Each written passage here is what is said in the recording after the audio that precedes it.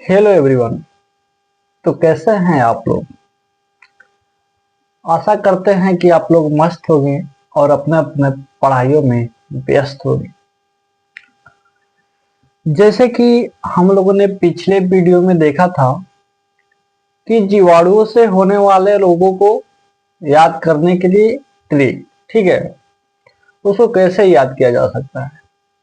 तो हम लोगों ने पिछले वीडियो में जीवाणुओं से होने वाले रोगों के बारे में याद किया था और आज इस वीडियो में देखेंगे कि विषाणु से होने वाले कौन कौन से रोग हैं। इसको भी हम लोग याद करेंगे एक ट्रिक के माध्यम से, ठीक है। तो चलिए शुरुआत करते हैं, देखते हैं कि ट्रिक क्या है विषाणु से होने वाले रोगों को याद करने के लिए। तो हमारा ट्रिक है एक छोटा सा, जिसको आप लोगों को याद कर लेना है। छोटे डीएम का खास चैप्टर। ट्रिक का नाम है छोटे डीएम का खास चैप्टर, ठीक है। इसको आप लोग 1 से 2 बार, 2 से 4 बार रट लीजिएगा तो याद हो जाएगा। आप लोगों को बस इतना याद रखना है कि छोटे डीएम का खास चैप्टर, यानी छोटे डीएम का खास चैप्टर, ठीक है।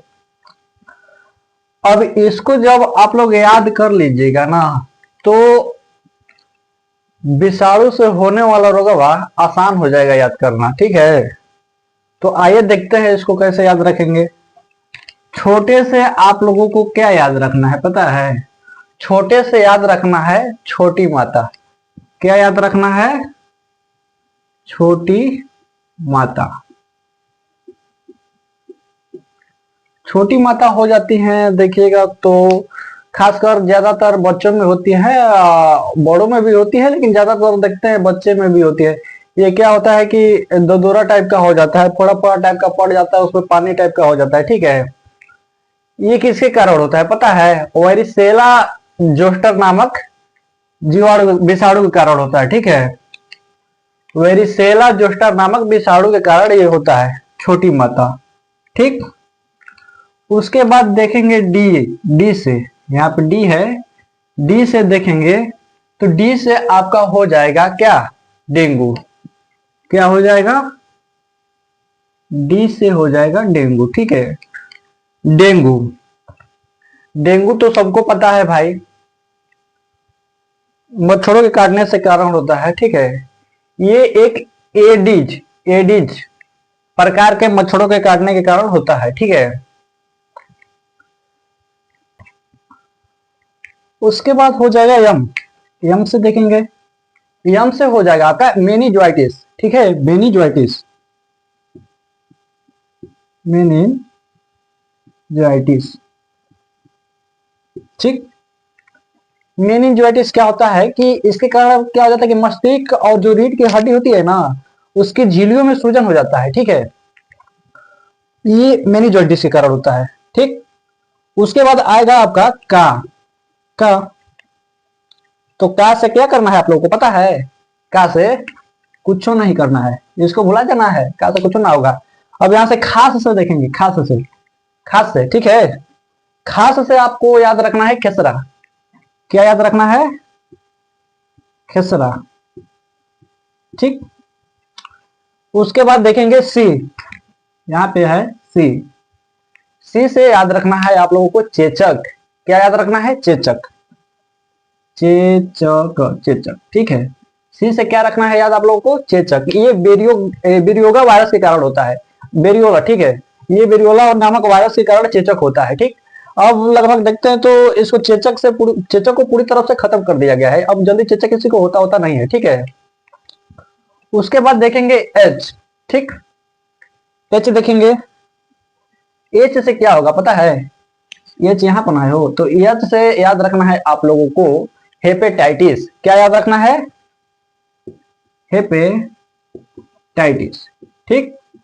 एच से हो जाएगा हेपेटाइटिस, ठीक है। एच से क्या हो जाएगा? हेपेटाइटिस हो जाएगा, ठीक। हेपेटाइटिस क्या होता है कि जब कोई अधिक शराब का सेवन करता है ना, चाहे कोई दवाई का इन्फेक्शन होता है, उसके कारण ये हेपेटाइटिस रोग होता है, ठीक है। उसके बाद आप लोग ए से याद रखिएगा, यहाँ पे ए है, ये ए से याद रखना है आप लोगों को एड्स। एड्स एड्स ठीक है, एड्स तो सबको मालूम होगा, ये तो बताने लायक है नहीं, सब लोग जानते हैं हालांकि। उसके बाद देखेंगे पी। पी तो पी से हो जाएगा आप लोगों को क्या, पोलियो। क्या याद रखना है पी से, पोलियो। पी से क्या याद रखना है, पोलियो याद रखना है, ठीक है। उसके बाद याद रखना है आपको टी से, यहाँ पे टी है, टी से याद रखना है आप लोगों को ट्रेकोमा। ट्रेकोमा, ट्रेकोमा ठीक है। ये आंखों से संबंधित रोग है। किससे संबंधित रोग है, आंखों से। ये ड्रेकोमैटिक्स नामक विषाणु के कारण होता है, ये जो ट्रेकोमा है, ठीक है।